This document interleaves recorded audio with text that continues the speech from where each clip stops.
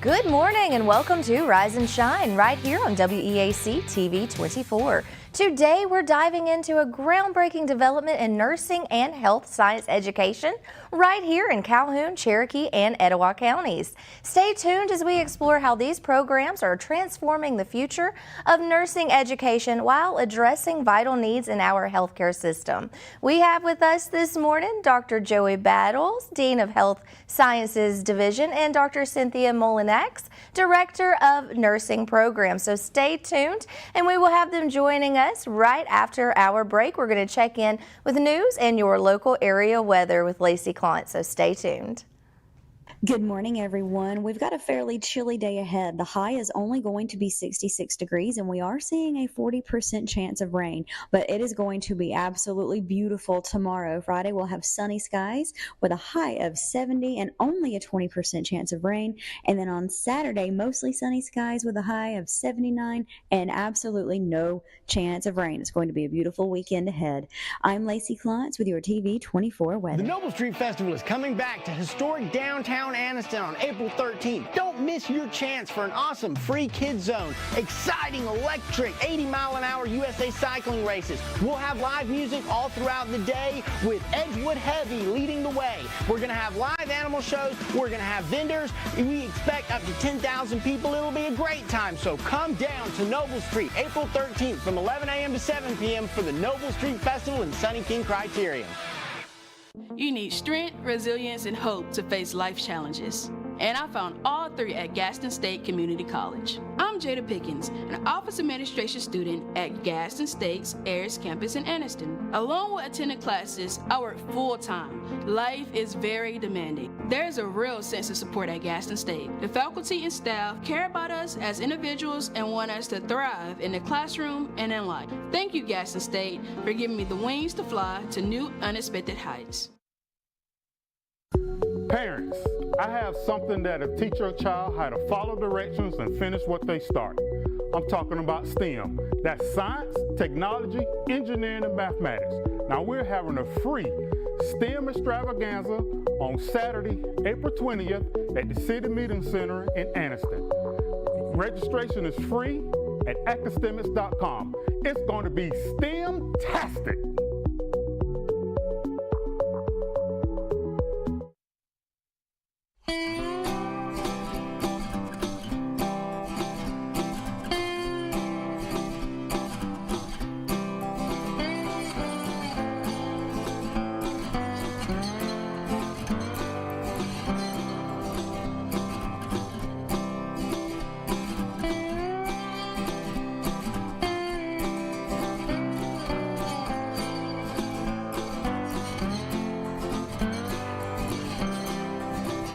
I'm Lacey Clont with your WEAC TV24 and Mountain 95 second news update. Oxford High School's track and field team's Glow Big O 5K Run Walk is this Friday, April 12th from 7:30 to 9 p.m. at Chocolaca Park, located at 954 Leon Smith Parkway in Oxford. The Glow Big O 5K Run Walk is open to everyone. The entry fee is $25 and proceeds will go towards Oxford High School's track and field program. Participants are encouraged to wear bright or light-colored clothing. The track and field team will also provide glow necklaces for each participant, and shirts and medals will be awarded to the top finishers. The City of Anniston invites you to join in making history on Friday, April 12th at 5 o'clock p.m. as they commemorate the groundbreaking ceremony for the Chief Ladiga Trail Extension at Michael Tucker Park. The trail extension will stretch an additional 6.5 miles, bringing the Chief Ladiga's trail total length to approximately 39.5 miles. The Chief Ladiga will then connect Anniston's multimodal Amtrak station to the state of Georgia's Silver Comet Trail, forming the longest paved pedestrian pathway in the United States by becoming an expansive 105-mile paved trail. This opens up exciting prospects for commuters and trail bike enthusiasts by providing seamless access to convenient train services. At this time, city leadership would like the public to know that access to the trail will be restricted until the project is completed. It is estimated that the trail extension will take 14 months to complete, with a projected completion date in summer of 2025. Periodic construction updates will be provided to the public as the project progresses progresses. Friday's ceremony will be located at 6514 Weaver Road in Anniston. Tune in to WEAC TV 24 tonight for more local news at 5. For WEAC TV 24 and the Mountain 95.1, I'm Lacey Contz. Welcome back to Rise and Shine right here on WEAC TV 24. So we have our guest in from Gadsden State. We have Dr. Joey Battles. He is the Dean of Health Sciences Division, and Dr. Cynthia Mullinax. She is the Director of the Nursing Program. So welcome. Hey, Hi, good morning. I'm so glad to be here. Yes. I'm so glad to have y'all. There are so many really exciting things happening over at Gadsden State, and the nursing program and the health sciences division. My goodness, what opportunities there are right here in Calhoun, Cherokee, and Etowah counties. That's right. Absolutely. Yeah, That's right. So one of the things that I was recently reading about is the ribbon cutting that happened, October of last year, to introduce the renovations of, let's see, I want to make sure, the Helderman Hall and Bevel Hall. Mm-hmm. And so there's the ribbon cutting right there. Many people came out to see the newly renovated health science buildings. So that's Bevel Hall and Helderman Hall. And so Helderman Hall houses the Gadsden State Nursing Program and the emergency medical, and while Bevel Hall is home to the radio, how do you say that? Radiography. It's early. It is early. And the medical laboratory technology program. So expand a little bit about that. What's the significance of these new renovations? Miss Cynthia, I'll start with you.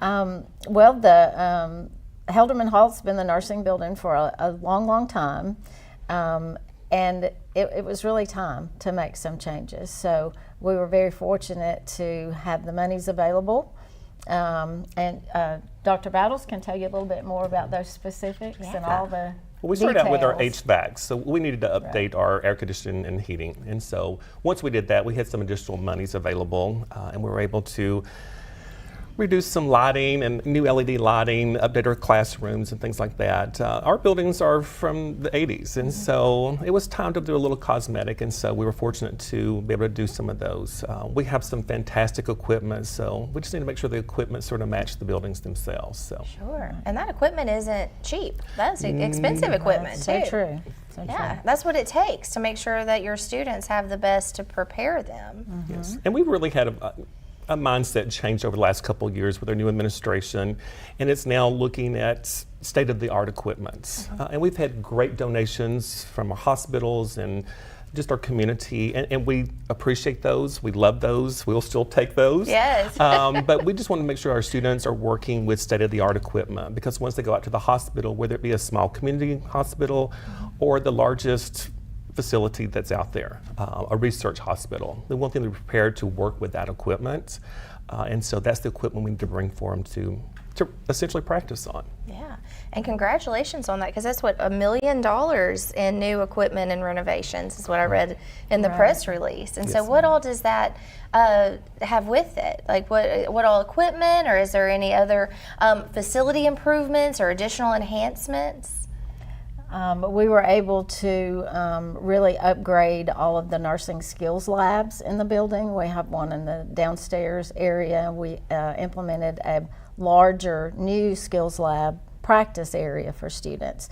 We're able to get all new hospital beds, looks just like a hospital setting. So you have the overbed table and the bedside table, and we have a lot of new mannequins. We use low fidelity mannequins for students to practice skills on in those labs. I think we might have a photo of that. Is that the simulation? Part of it. Okay, part of the Yeah, simulation. this is the low fidelity mannequins are basically mannequins that just lay there, but they have some features that allow us to insert certain types of tubes and catheters and things of that nature and do skills on them. So there's something that's there. a good example. Now that is a high fidelity mannequin in that picture.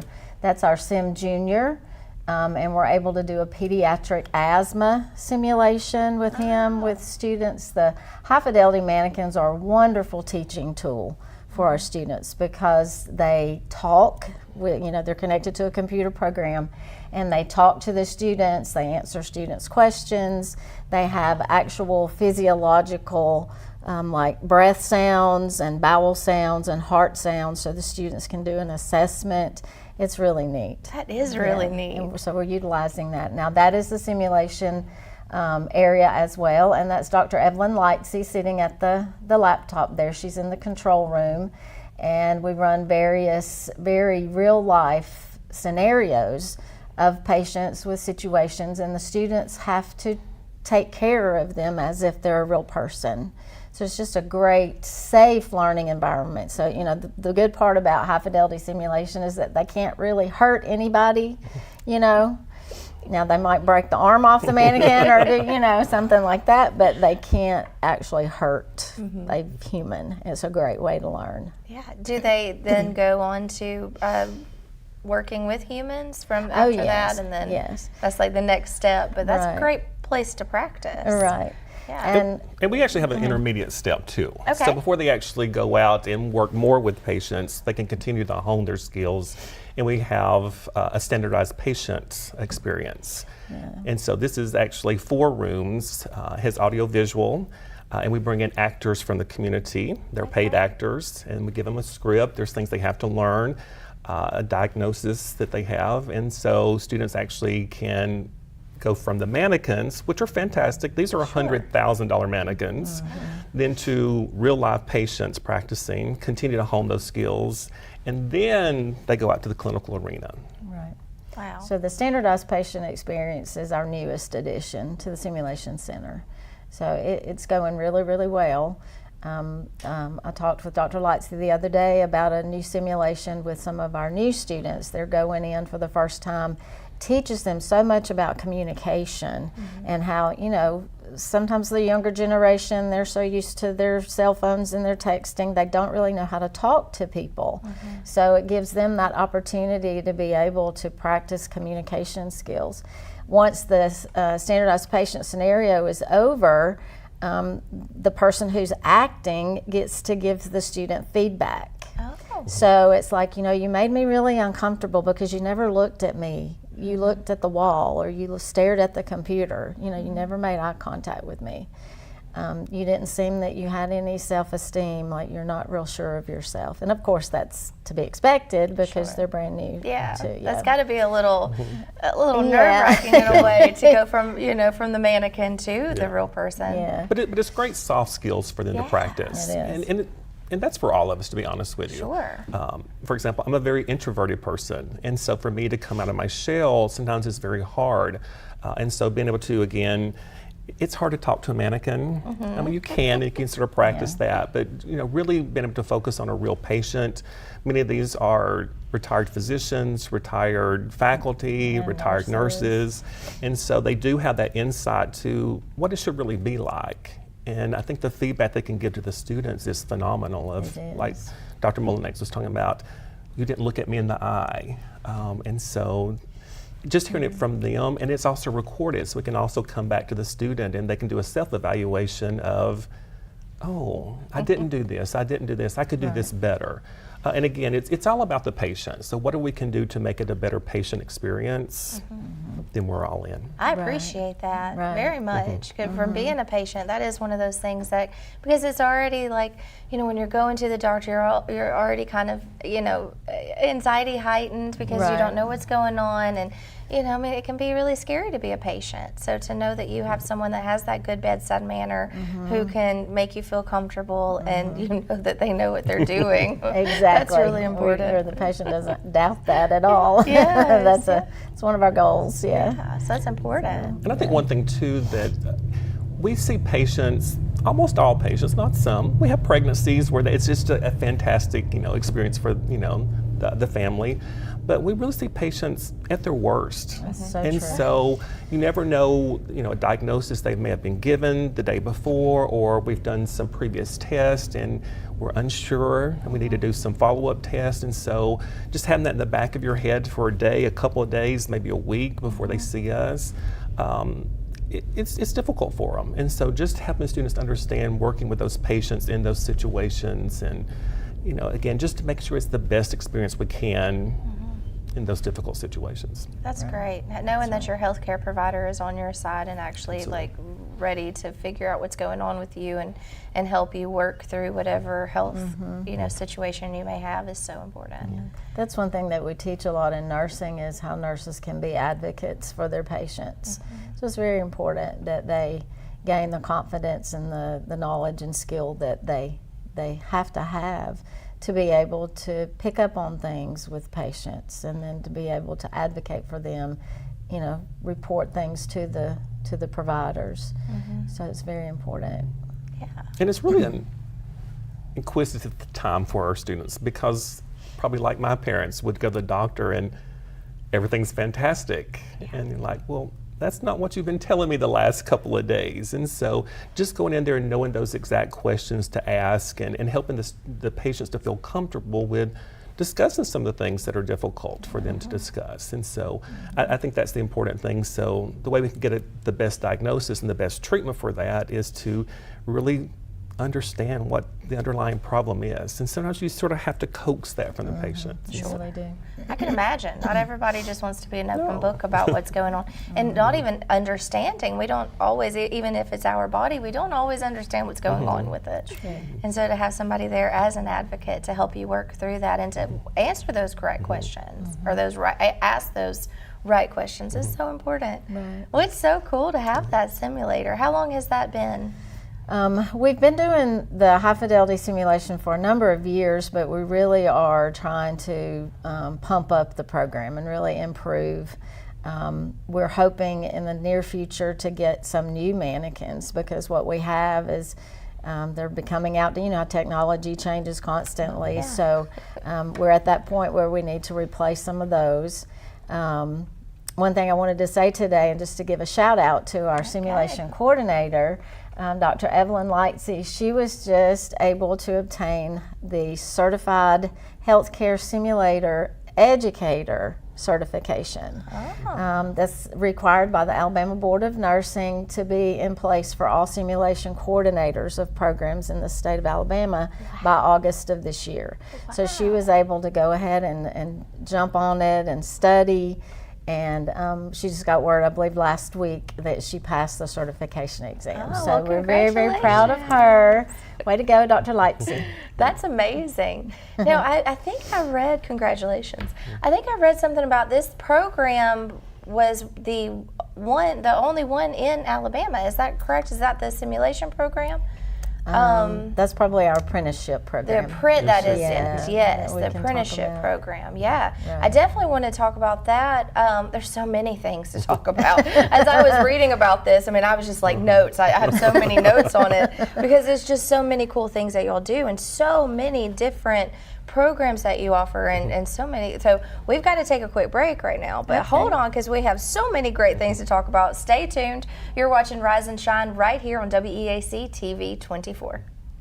Good morning, everyone. We've got a fairly chilly day ahead. The high is only going to be 66 degrees, and we are seeing a 40% chance of rain, but it is going to be absolutely beautiful tomorrow. Friday, we'll have sunny skies with a high of 70 and only a 20% chance of rain. And then on Saturday, mostly sunny skies with a high of 79 and absolutely no chance of rain. It's going to be a beautiful weekend ahead. I'm Lacey Klontz with your TV24 weather. Campers Unlimited, we offer a no-pressure experience, no hidden fees, and great service after the sale, making us one of the fastest growing RV dealers in the Southeast. With our second location in Oxford, we offer a great selection of over 220 campers from top brands including Grand Design. Our mission is to help friends and family spend time together in the great outdoors. At Campers Unlimited, you aren't just a customer, you are family. Check out our inventory at campersunlimited.net or come see us at Gaston or Oxford.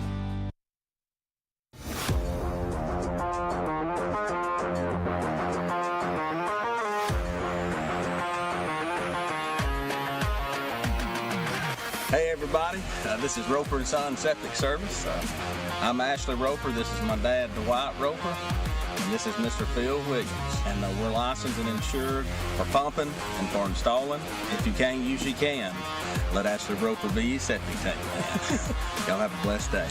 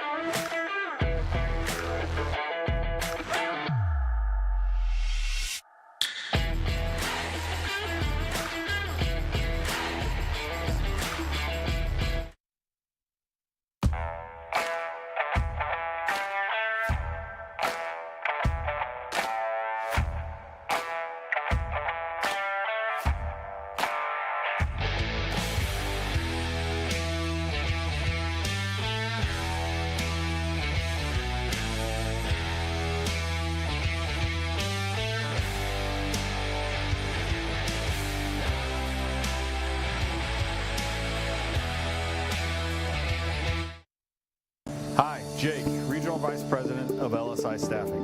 LSI Staffing is a privately owned and family-operated business that was established in 1986. We specialize in commercial, light industrial staffing, warehouse, manufacturing, production, and assembly. If you're a company in the area looking for a new staffing partner, we'd love to talk to you. If you're an employee looking for a great job that offers benefits day one and competitive pay, come see us. Once again, you can find us at www.lsistaffing.com. Gardens on Air is a unique farm right here in East Central Alabama, family owned and operated since 2010. It is the state's largest indoor hydroponic farm.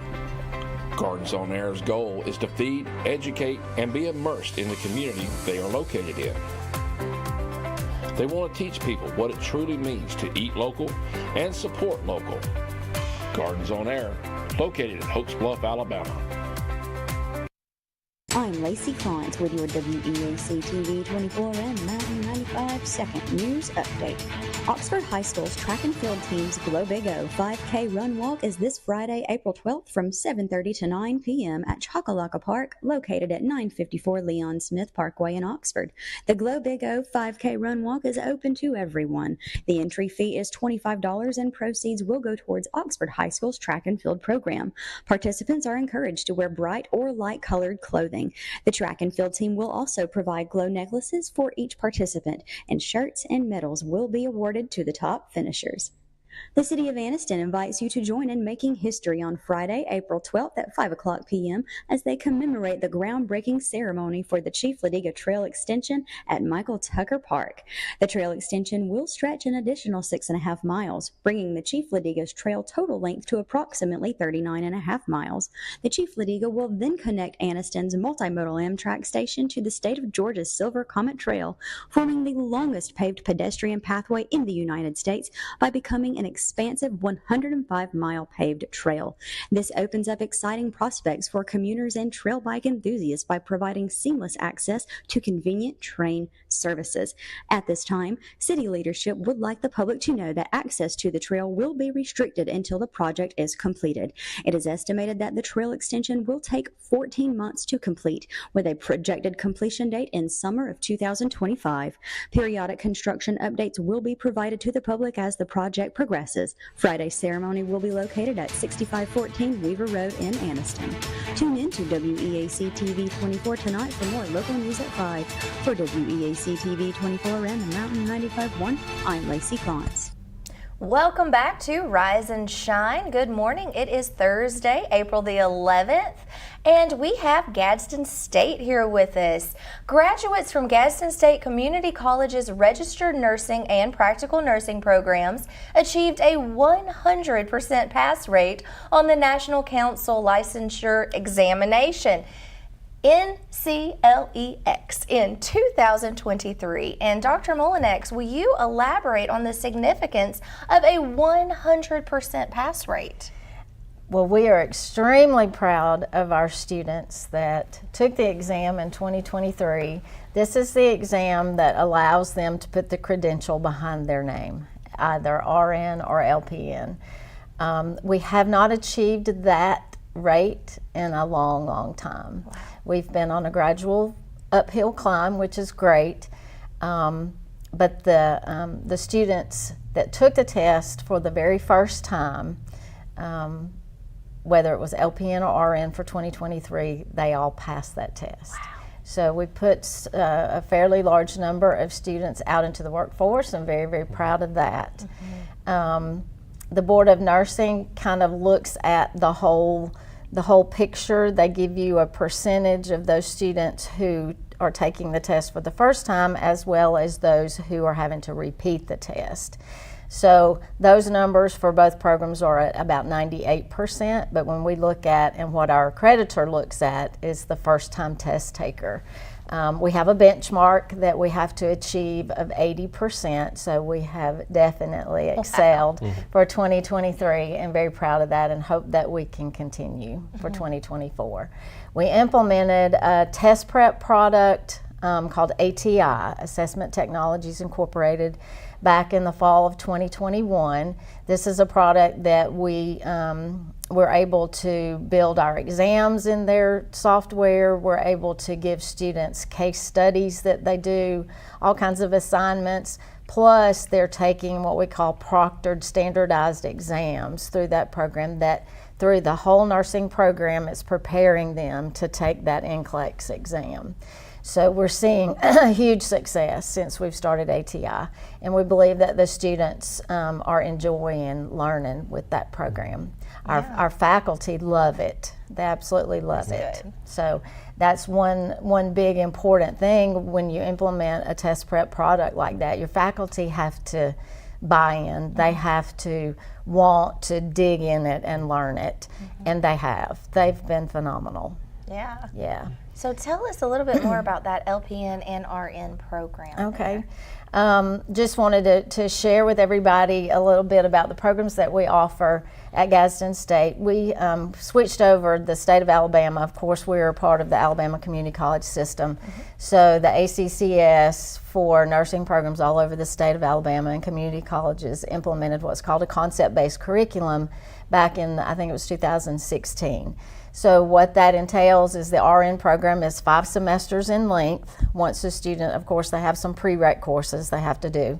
But that 5-semester program, once they have completed their 3rd semester successfully, then they can sit for that practical nurse licensing exam and go ahead and become an LPN. So it can actually get some of those students into the workforce at that point if they choose to, and then continue on in the last 2 semesters to get their RN. So most of the students that are admitted to that 5-semester program, their goal is to get their RN. But it's just nice that I would say at least 50% of those students stop. They don't stop, but they do get their LPN license after 3rd semester, and some of them will go ahead and work a little bit while they're finishing the program. It's nice to be able to make a living while you're completing a program. And it does help. Some of the, the facilities are in a critical shortage right now, so it helps to get some LPNs out into the workforce a little ahead of time. We currently offer that 5-semester RN program at our Cherokee campus in Center, Alabama. And that admission period is in the summer. We start them in the summer semesters. We also offer it at our Gadsden campus, the Wallace Drive campus, and we admit there in the fall. Great. And as far as the LPN program goes, we had a free, a standalone, that's what we call it, the standalone LPN program for several years ago. It was resolved for a period of time around 2017, but we brought it back in the spring of 2023. So that program is 3 semesters in length. Students start in January each year and they graduate in December. So it's just 3 semesters, and they're able to go ahead and get that PN certificate, sit for the licensing exam, and become LPNs. Now that program is taught at our Valley Street campus in Gadsden. And then another program that we offer, we call our mobility program. This is for licensed LPNs and licensed paramedics who want to go back to school and get their RN degree. So we admit every fall semester to our Ayers campus for that program, and it's also 3 semesters in length. Those students start in the fall in August, and they graduate after the following summer. Wow. So we have a lot going on. We've got very active nursing programs at 4 of our campuses. Yeah, that's great, because we need more healthcare providers and nurses, and you also partner with some local hospitals as well to employ the LPNs, and tell us a little bit about that. Right. Yeah. So we started the RN apprenticeship program in the summer of 2022. There was some legislation that took place in 2021. It was actually the ACCS, the Alabama Board of Nursing, and the Alabama Office of Apprenticeship that came together and developed this nursing apprenticeship program. And we were the first school in Alabama as well as in the nation to start or basically pilot the RN apprenticeship program. That is a big deal. That is. That is so cool. I actually get chill bumps a little bit when I talk about that. That is so cool.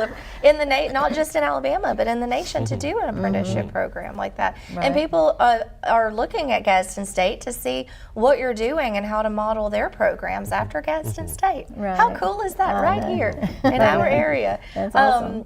And with the apprenticeships, the employers, there's tax benefits available for working with this apprenticeship, for hiring that to meet the high demand that there is for nurses in Alabama. Right. And so, what a cool thing. Yeah. I think one of the huge advantages also is when we're looking at students in our traditional programs, we can only have so many students because once they go out to the clinical, the number of students that can be with a single faculty member is limited. And in some of the areas, pediatrics, the number even goes lower. And so this just gives us another opportunity to put a student, an additional student with a nurse, and the hopes are that they will stay at that facility. They're going to learn their policies and their procedures. They're going to get to, start to develop a relationship with the, that they might not get as much in traditional clinical experiences. And so once they finish, a lot of that stuff that you do the first couple of weeks, learn our policies and procedures, they already know.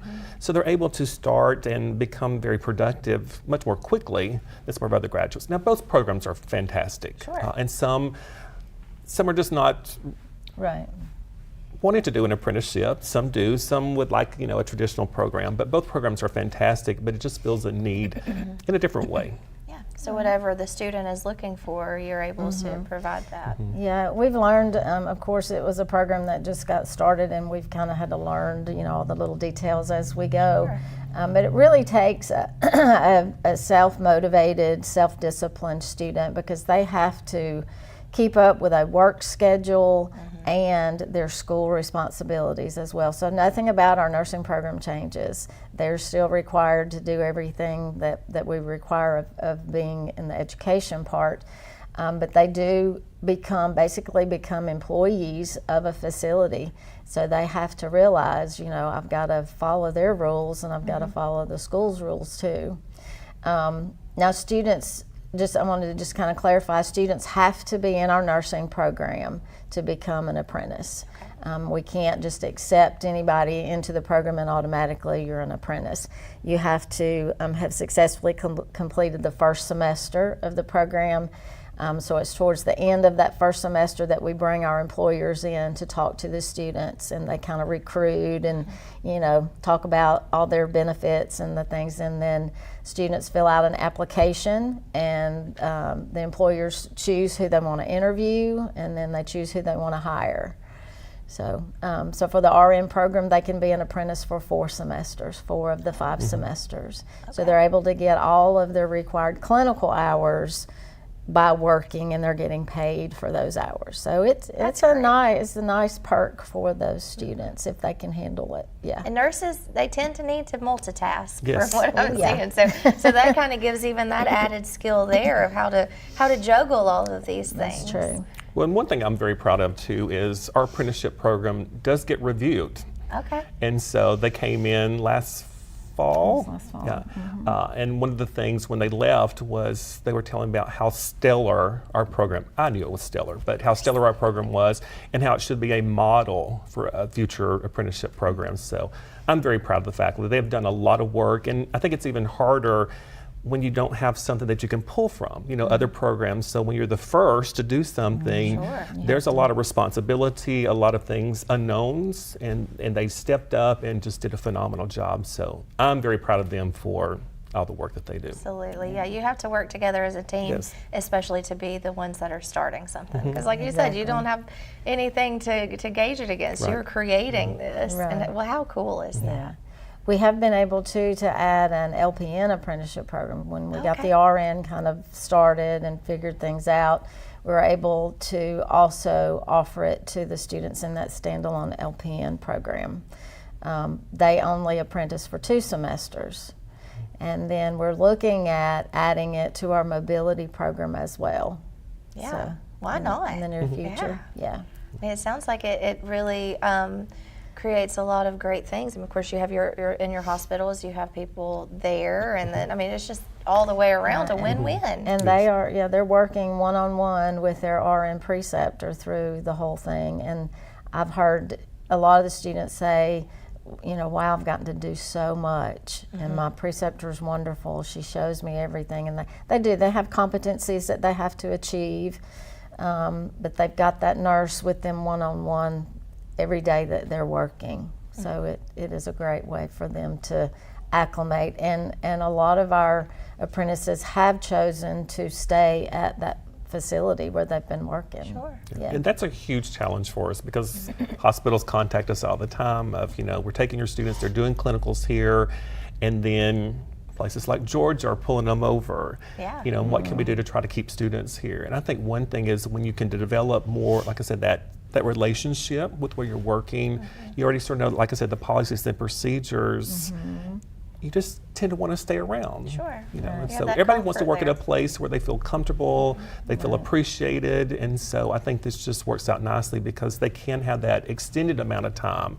And all our facilities are great, but when you have that more one-on-one extended period, it just makes it, you just want to stay with them. So we're glad that that's working for them. Yeah. Imagine that. It is really scary if you haven't worked in a hospital before, just going in, straight out of graduating, and then here I am, and then having to learn all of the policies, procedures of that particular hospital, and then meet everyone, and then you have here you are. So that kind of like leads you into it. I think that's really great. That has to be a lot of comfort to those students. Yeah, it's a real benefit because they learn the culture of the facility, and then they can just, it's probably a little more stressful for them when they start the apprenticeship, but they've got those 4 semesters where they're getting acclimated and feeling more comfortable, and then if they choose to stay there, then they don't require nearly as much orientation time. Sure. It seems like it would take the pressure off. It does. Because there's a lot of high pressure already in hospitals and in the medical field, and so to have that comfort that you have that nurse that you're working with and that can help. Well, just like any job, when you come in, the first couple of weeks is a little intimidating. Learning people's names and, like I said, how they do things, and every place does things a little differently. And so you just learn how they do it, and so you're really ready to jump in. Right. So we're utilizing hospitals really strictly for our RN apprenticeship, and then we're using a lot of long-term care facilities, nursing homes, for that LPN. Now the LPNs can go to hospitals or nursing homes, but I'm very thankful that we've been able to sign on several of the long-term care facilities as registered employers. So they're getting that experience in the geriatric population, and I know we have one apprentice about to graduate in May, and she has taken a position, an RN position at the nursing home where she's working. That's great. Yeah. And we need that. There's the need for nursing homes especially. Do you see that has been even more so in the last few years? Yeah, I think so. Increase in the number of older people. Yeah. So, and they have that nursing shortage just like everybody else. So.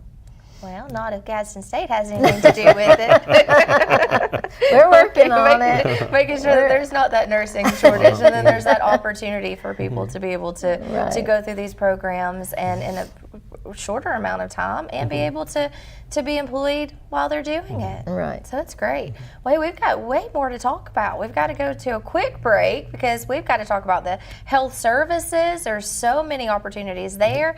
I want to touch a little bit more about on the simulation, and there's also some breaking news that was shared with us. We've got the inside scoop on something really cool happening at Gadsden State. So we'll get to share that when we get back. So stay tuned. You're watching Rise and Shine right here on WEAC TV24. We'll be right back.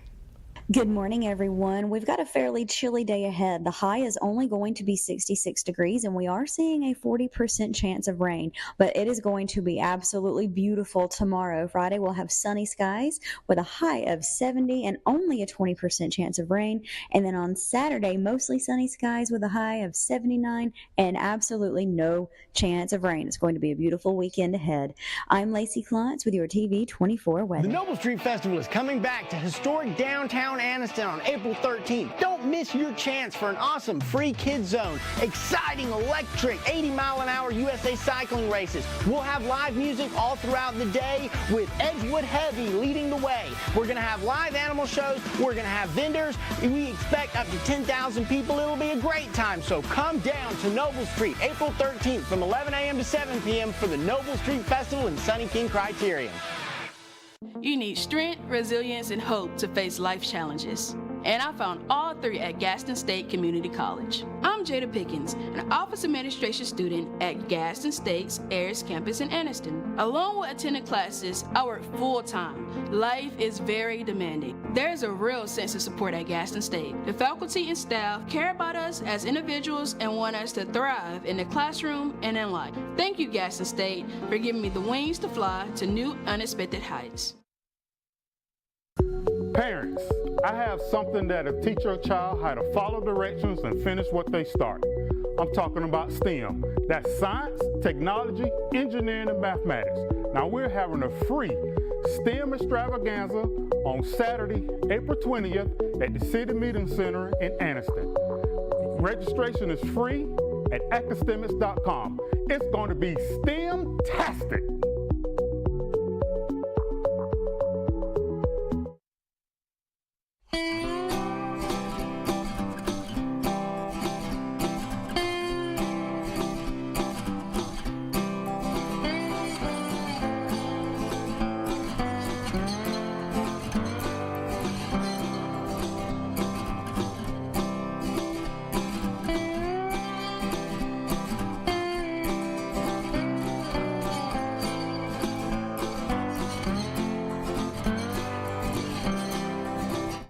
I'm Lacey Klantz with your WEAC TV24 and Mountain 95 second news update.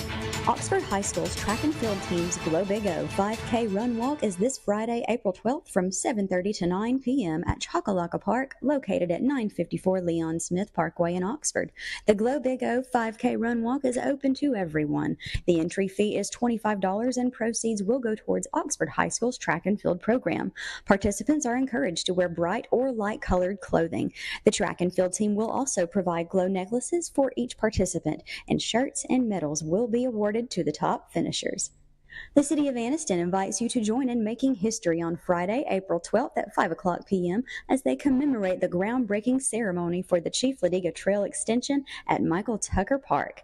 The trail extension will stretch an additional 6.5 miles, bringing the Chief Ladiga's trail total length to approximately 39.5 miles. The Chief Ladiga will then connect Anniston's multimodal Amtrak station to the state of Georgia's Silver Comet Trail, forming the longest paved pedestrian pathway in the United States by becoming an expansive 105-mile paved trail. This opens up exciting prospects for commuters and trail bike enthusiasts by providing seamless access to convenient train services. At this time, city leadership would like the public to know that access to the trail will be restricted until the project is completed. It is estimated that the trail extension will take 14 months to complete, with a projected completion date in summer of 2025. Periodic construction updates will be provided to the public as the project progresses. Friday's ceremony will be located at 6514 Weaver Road in Anniston.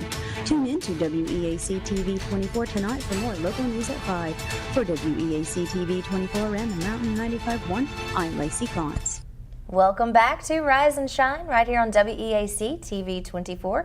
It is 8:15 on your Thursday, April the 11th morning. We are visiting with Gaston State, Dr. Joey Battles, the Dean of Health Sciences Division, and Dr. Cynthia Molinex, the Director of the Nursing Program. So we've been able to talk about the nursing programs, the LPN, RN, and then there's also some really great things in the health science programs for students. So there's a variety of these programs. We have a few flyers on a few, I think like the dental assisting. So Dr. Battles, I'm going to let you elaborate a little bit about these health services. So we have the dental assisting right here that we're showing. Tell us a little bit about that program. Yeah. This program's at our Valley Street campus. Okay. It's a 3-semester program. One of our newest programs that we begin to offer, we actually have a fantastic lab that will seat 12 students, and they can come in there, everything that you would see in a dentist office. So it's, like I said, a 3-semester program. that you can do at our Valley Street campus. That's great. There's so much opportunity for that too, because there's such a need for that. Absolutely. Do people come in and actually receive dental work? Do you have that, or is that more of the simulation? We are beginning to look at that process to see what we can do with the need of our community. As you know, dental procedures are expensive, and so for individuals that lack insurance, we're going to see if we can maybe even start out with an extraction clinic, and maybe partner with UAB. So we're actually going to begin those talks tomorrow. So I'm hoping that's going to come into fruition. So well, keep us posted. Yes, I'd I love will. to know. A lot of people don't receive dental care because of the high cost of it, and dental health can lead to, or the lack of dental health can lead to some larger other serious, complications. other conditions inside the body. And so we just want to make sure that we can provide as much of this to our community. I think that's the nice thing about a community college is it's not only to bring in students from the community, but to serve our community. And so whatever we can do to make that happen, we're going to look to do that. That's one thing I do love about Gadsden State is that community feel that you have, and how it's not just to educate the community, but it's to help the community. Yes. And I mean, I've taken advantage of some of those, the cosmetology department, and the massage department, the therapy department. Oh yeah, so that's great. And you can do that. Make sure to check in on that. So there's some other really cool things like emergency medical services. Yes. So tell us about that. I think we have that flyer as well. So our EMS program, we actually have basic, advanced, and then paramedic. A phenomenal program, again, for our entire service area. Three fantastic faculty with a host, and it's one thing I probably haven't talked about enough is just our faculty. Not only are they well-degreed, a lot of doctorally prepared faculty, but just years and years of experience. And so when you look at our EMS program, 3 faculty with a host of experiences that they can bring forward to the students. That's very We're also important. looking to partner. We just did a life flight the other day. I worked with our simulation lab. And so it's very interesting because those individuals have to have competencies that they complete periodically. And so now we're able to host it here at Gadsden State versus them going to Birmingham and sometimes even to Mobile. So just much more convenience, and then it benefits our students too because students get to see what it's like when you have a trauma situation that's going to require a helicopter to come in. And that's intense. It is. Yeah. That is one of those things that you don't want to just be thrown into. You want to make sure that you are prepared. Right. Yeah. And this is the first step of us eventually in summer of 25, we're looking to do a full casualty simulation. So pulling all of our programs together to maybe like a bus accident with 100 individuals that got hurt. And so how would you respond to that? And so it's very interesting, and I've done this before, but when you say students, they have to come out of their shell. They have to work independently because you're on your own. And so being able to work through those situations and also to see how we work together. We try to do interdisciplinary education as much as we can. That's on the forefront of my list of things to make sure that when students graduate, they don't only know their area, but how we interact together and how, sometimes this person needs to go first and I need to come second because that's in the best interest of the patient. And so we're going to do and continue to do some of those scenarios and that kind of education to further develop our students. That's so great. You're just always thinking about ways to improve and ways to add on and ways to help the students. I think that's so great. Do y'all ever turn it off? It's hard. We try though. Well, it shows that y'all do a lot of thinking about it. And there's a lot of thought because there's so many programs and so many options. And to be the first in Alabama and in the nation to do that apprentice program, I mean, these are all really big deals. That's right. And you also have the word I struggled with earlier, radiography. Okay. So we actually have 2 diagnostic imaging programs. We have radiography and then diagnostic medical sonography. Okay. Our radiography program's on our Wallace Drive campus. Then we have sonography right on my head. On the Valley Street campus. Street. Sorry about that. Oh, that's okay. And so It's hard to keep them all. It is. It is. 2 very popular programs that we have. They're both, sonography is a 4-semester program, radiography is a 5-semester program. And again, the thing that I try to tell students is look at it like a tree. And we're going to get you the trunk of the tree with your education, but then it just branches out from there. For example, like radiography, you can go into CT and MRI, management, education, PET scanning, you could do 3D printing, you can be a PACS administrator, so the list just goes on and on and on. And so what you want to do after that point is up to you. And so it's one thing I really like about health sciences is a lot of individuals get bored with what they're doing, and they either have to go back to school or get more education or do something to go into another profession. And with all of us, you can just sort of change your scenery. Still stay in nursing, still stay in radiography, still stay in sonography, but just do something a little bit different. So not have to go back to school, not having to learn more things, but just do something a little different. Right. Yeah, that's great. Yeah, change of scenery sometimes is nice, and I'm sure in healthcare it does have that ease to be kind of overwhelmed. I don't want to use the word burnout necessarily, but Well, it happens. It's true. might be that. In any profession. Sure, yeah, any profession. Right. And we don't want nurses that have that. We want, or healthcare providers, we want them to be able to change and to stay fresh in what they like. And I will say for our radiography program, because that's my specialty area before I became the dean, you're probably not going to match our equipment. All of our equipment is less than 2 years old, so we have 2 fully energized labs. When we do laboratory competencies, it's 2 students per faculty member. And so one of the students acts as a patient, the other one is doing the procedure. So it really gets down to a 1-to-1 when they're doing those procedures. We added in a new portable machine. This is the one they take up to the patient's rooms if they can't come down to you. And then I'm most excited about, we added a C-arm, which is the piece of equipment we use in surgery. Most programs don't have C-arms, primarily because they cost about $150,000. But it's a great piece of equipment because one thing you can't do is you really can't practice or hone your skills in surgery just because a patient's under anesthesia, they're getting charged by the minute. So when you get in there, you've got to act very quickly. And so we now have this piece of equipment for our students, but also for the technologists that are in the hospitals. If they don't do surgery that often, we can invite them in, come and practice in our lab, get those skills up to where they need to be, make mistakes, who cares? But then when you go back to your hospital, then you feel more confident going to surgery. And that's where we don't want them to make mistakes. Exactly. So make the mistakes in the lab and practice, and that's where it's a safe place. Yeah, that's right. I didn't realize that. That is so cool. And then with our sonography program, we most recently put in a piece of equipment, about a $140,000 piece of equipment. But the really good thing about it is it's very state-of-the-art. Even some of our facilities might not have this, but when you're scanning, and it's not my area of expertise, but it provides less echoing, so you get just a better image. And so we're just continuing to look at how we can get the most state-of-the-art equipment for all of our programs. Sounds a couple of examples. Yeah, that's great to have that. And you have 581 students that are currently enrolled in the health services, and so you want to add to that. How many can you house, or can you? What would be the right word we there? We could probably add a few more. Most of our programs are at capacity. Our sonography, radiography, EMS, we could put some more students there.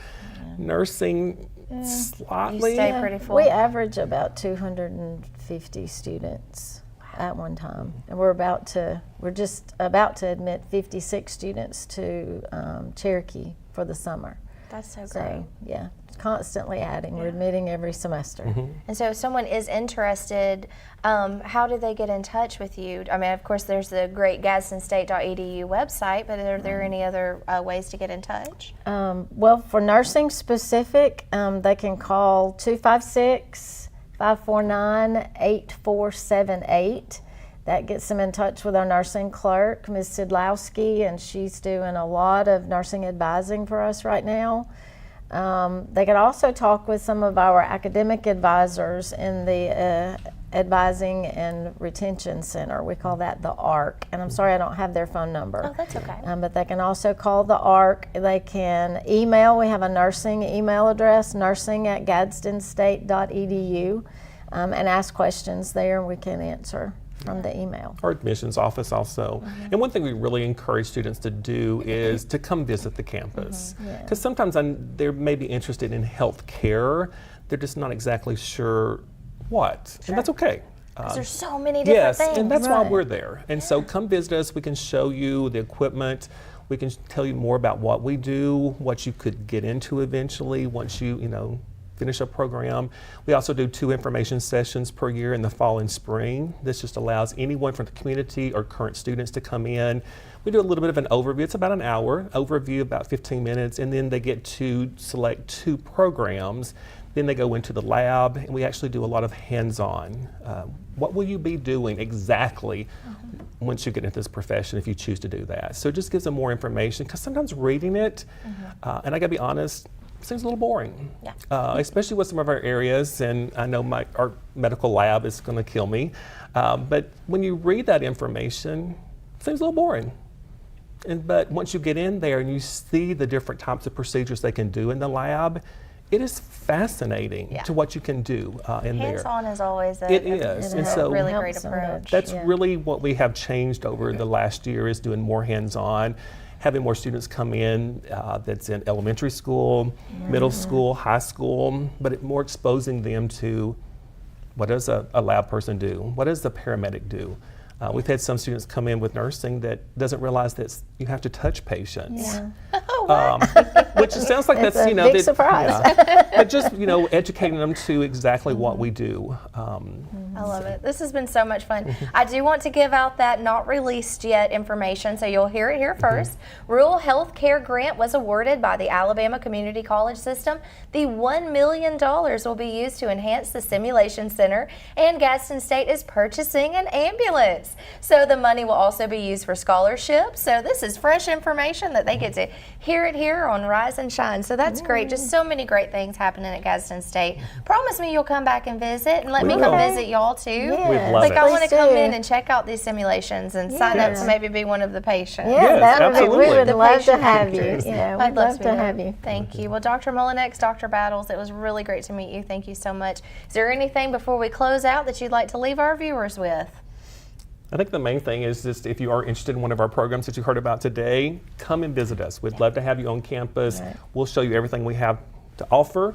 Again, 8 programs, fantastic faculty, and just state-of-the-art equipment. Well, great. Well, y'all have a great day, and thank you so much for being here. And thank you for tuning in to Rise and Shine every weekday morning right here on WEAC TV24. Tomorrow on Friday, we have Ellen Hurst with us with Alabama Cares. So she's got some really great things going on there and some great events coming up. So make sure you tune in with us tomorrow. So thanks for starting your day with us. Wishing you a wonderful rest of your day. Have a good one. Thank you.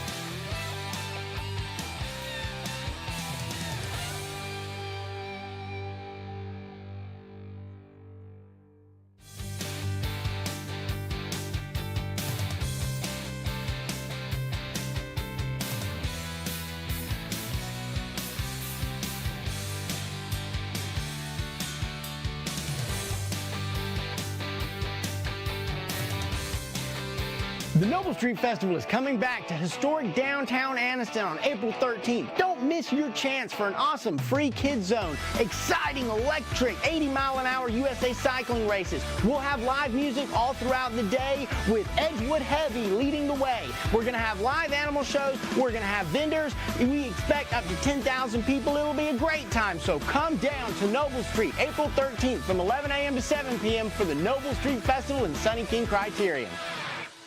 You need strength, resilience, and hope to face life challenges. And I found all 3 at Gaston State Community College. I'm Jada Pickens, an office administration student at Gaston State's Ayers campus in Anniston. Along with attending classes, I work full-time. Life is very demanding. There's a real sense of support at Gaston State. The faculty and staff care about us as individuals and want us to thrive in the classroom and in life. Thank you, Gaston State, for giving me the wings to fly to new, unexpected heights.